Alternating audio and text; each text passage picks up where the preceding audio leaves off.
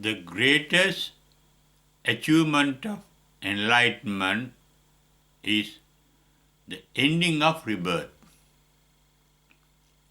Therefore, during the time of the Buddha, as recorded in several occasions in the Buddhist Canon called Tripitaka, when the disciples of the Buddha got enlightened, they informed the Buddha their enlightenment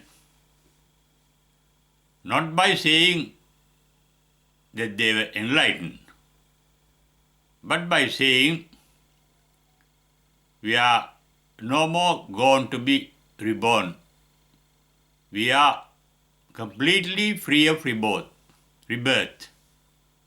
The word they used as recorded in the Tripitaka is Kina Jati. In the discourse called Susima Sutta that comes in the second volume of Samyutta Nikaya, on page 188, there is a report. Very often, many disciples come to the Buddha and inform him, Kina Jati. Kina Jati means no more rebirth for us. Not only Kina Jati, there are certain other statements along with that. He says, Kina Jati. Vusitam Brahmacharya. We have completed the Eightfold Path. Brahmacharya means, as Buddha himself has explained, the Eightfold Path.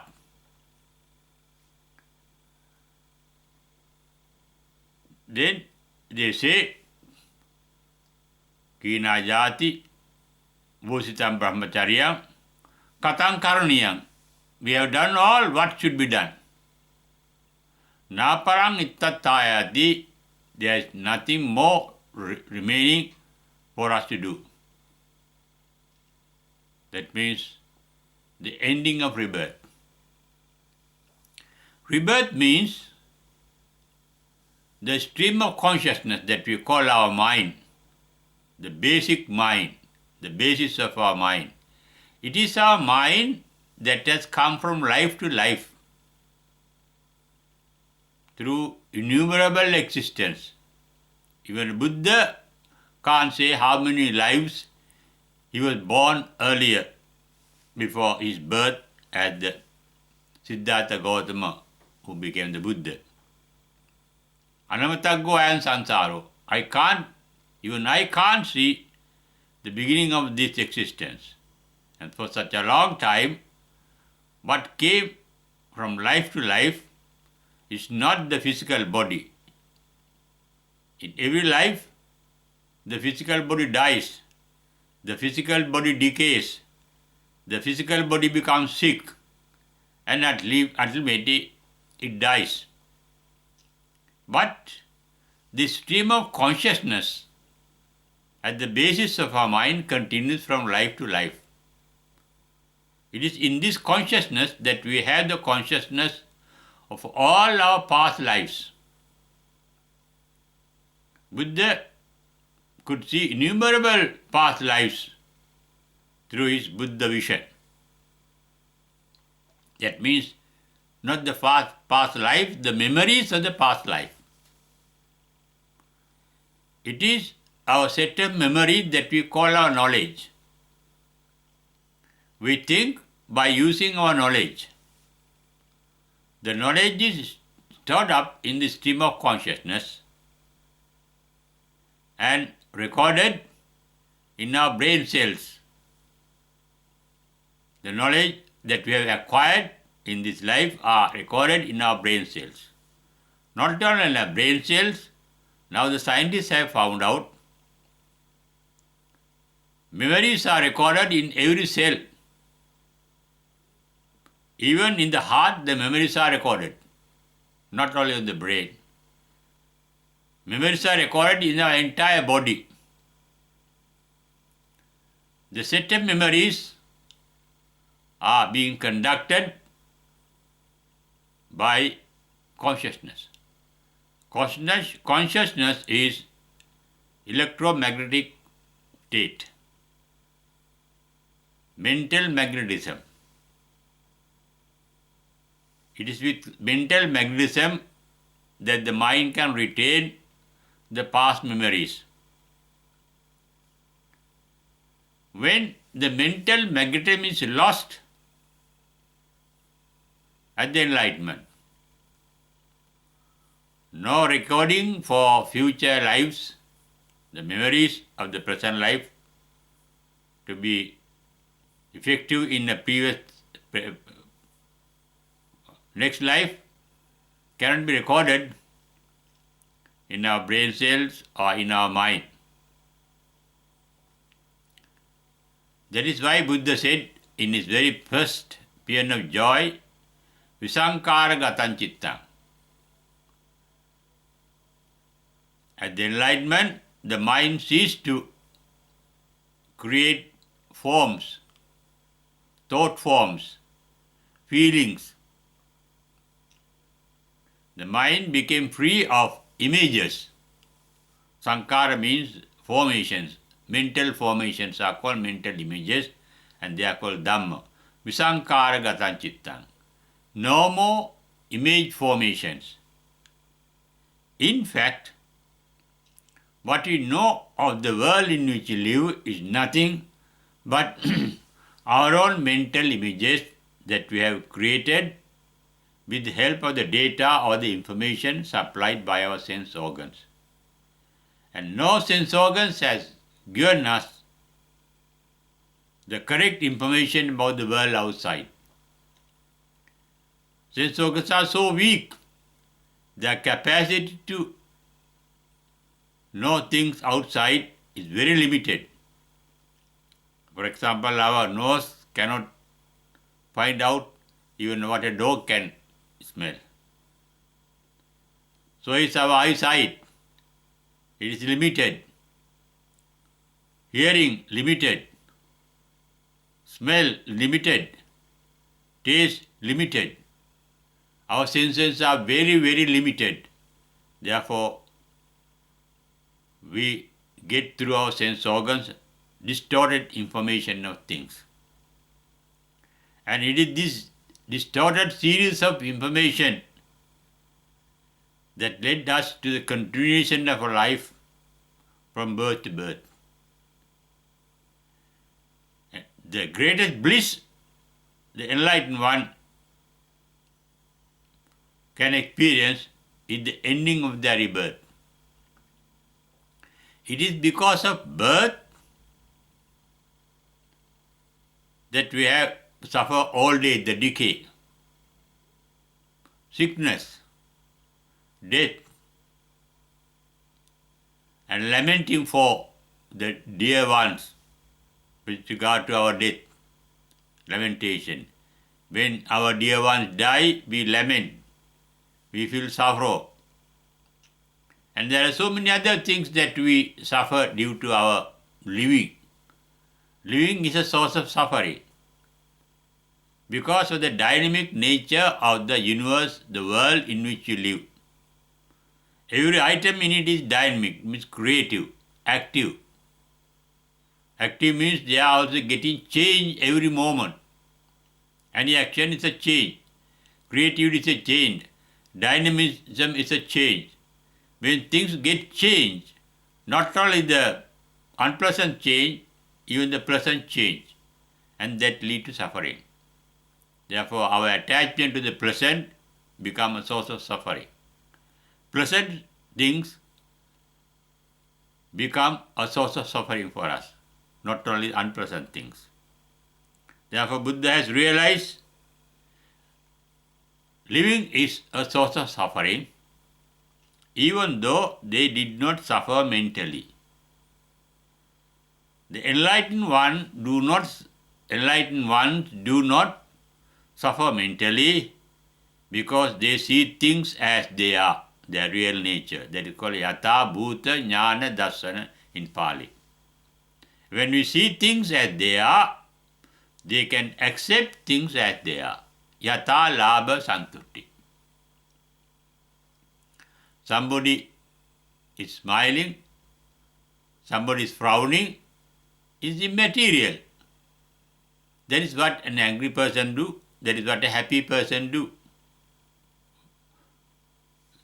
What a happy person does, an unhappy person does not affect their mentally. Therefore, in the Mangal Sutra, it is called Puttasa loka dhammehi chittangasana kampati. Nothing worldly can affect their mind. Their mind does not vibrate according to the vibrations outside. They are stable. And in Ratan Sutra, it is called Yatinda Kilo Patavin Sitosya. Has a great post called Indra Kila that is placed in front of a city those days. It won't be moved by any strong wind. And similarly, the mind of an arahant yatinda kilo patavin sitosya chatubhivate asampakampiva. It can be moved. Chittanga sanakampati. They are not vibrating.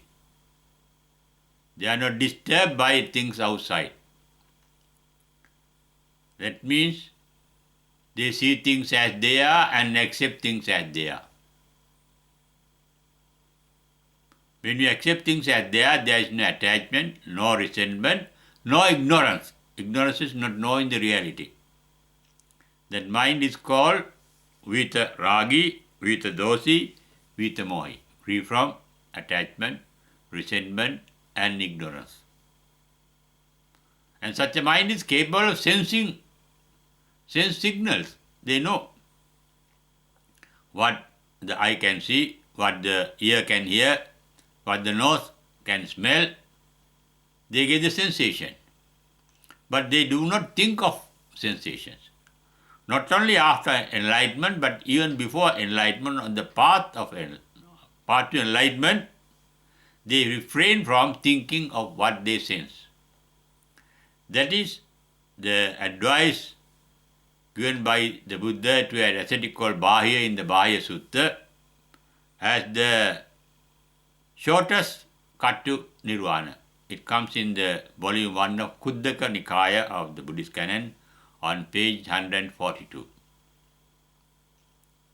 When you become aware of something through your sense organs, just be aware, don't think of it.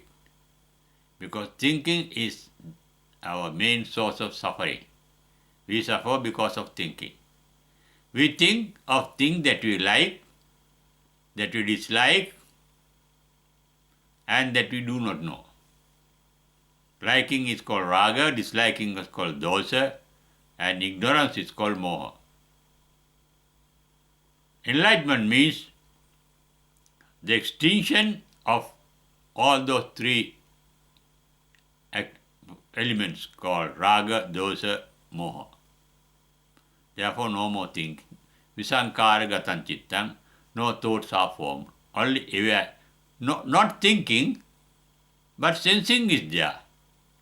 That is called sanya vedaita. The enlightened one aware of the signals sent by the sense organs. They know their sensations, but they don't think. Knowing is there, no thinking is there. Thinking is based on knowledge. Knowledge is from the dead past. They don't make use of the dead knowledge for thinking. But recognition of things and beings, they use it. The Buddha could recognize Reverend Ananda, Reverend Sariputta, Reverend Moggallana, Reverend Rahul, etc. They can use, but they are not guided by the previous knowledge. They know the reality of everything. They don't look at things, they see through things. We look at things, They need not look, they see. Beyond time and space. For them, time and space are illusions. For us, they are realities. And within the space and time, we continue thinking and continue our birth after birth in our existence and suffer through birth.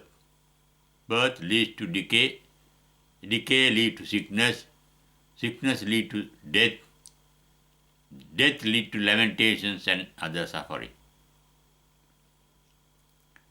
Therefore, the enlightened one realizes that the end of rebirth is the greatest achievement of enlightenment. And that is informed during the time of Buddha in Pali saying, Kina jati. Parents say, there is no more rebirth for us. That is the greatest blessing one achieved by enlightenment. Ending of rebirth. Nirvana is the bliss of nirvana that the enlightened one experience during their existence in this life by sensing things but without getting disturbed by things that they sense. And sensing too ends at the final passing away called parinibbana. Thereafter, no more rebirth. Kina jati, end of rebirth. That is the greatest blessing achieved by enlightenment.